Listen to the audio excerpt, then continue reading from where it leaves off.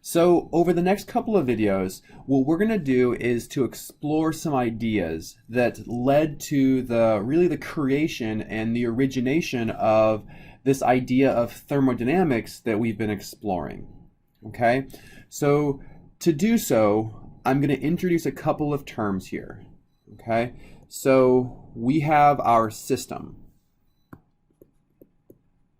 So the system is the region of space. It could be really, really large or really small where a chemical reaction is occurring. Okay, so this is the part of the world that we care about when we're thinking about a specific reaction.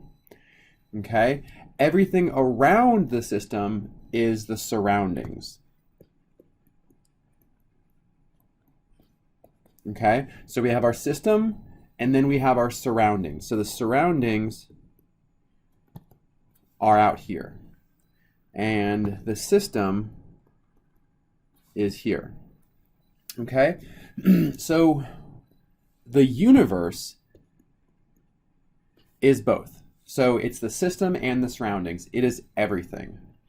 Okay, so the idea here is that our system has a fixed amount of internal energy. Okay, so it has a very specific amount of energy, and we give this the symbol U. Okay, so like enthalpy is H, entropy is S, and Gibbs free energy is G, our internal energy is U. Okay, so our system can have internal energy, and our surroundings can also have a specific amount of internal energy. And the idea is that this energy can transfer out of the system to the surroundings, or it can transfer into the system from the surroundings. Okay, so we can change the amount of internal energy that our system has, and we can change the amount of internal energy that the surroundings has. And usually when we talk about a change in internal energy, we specify whether it's for the system or for the surroundings. Okay? So if we increase the internal energy of the system, then delta U of our system will be greater than 0.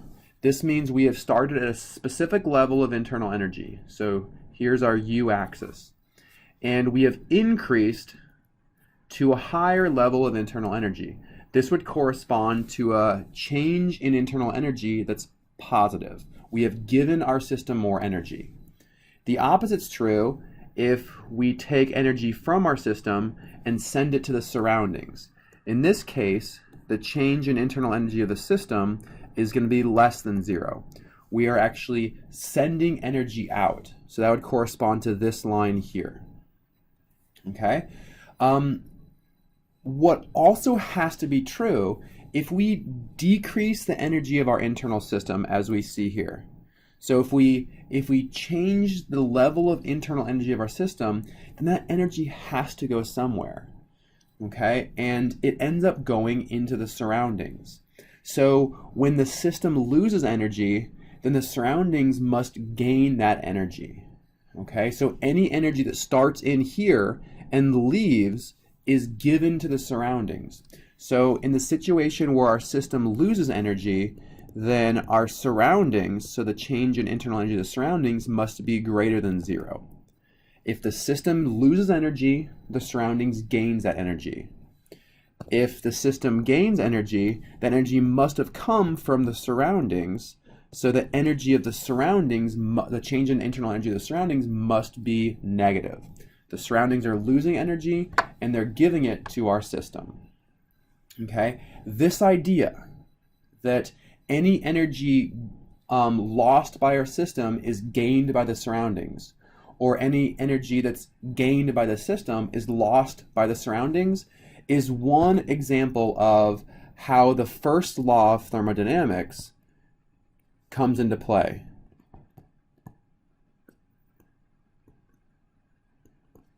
Okay, so this is the first law of thermodynamics, and it says that, quite simply, energy cannot be created or destroyed.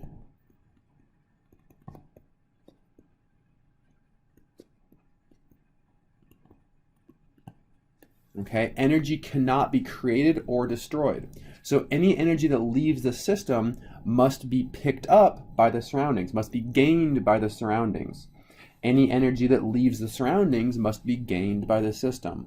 So mathematically, one definition of the first law of thermodynamics would be that the change in internal energy of the system must equal the negative change in internal energy of the surroundings. This way, the overall change in energy is zero. Energy cannot be created or destroyed.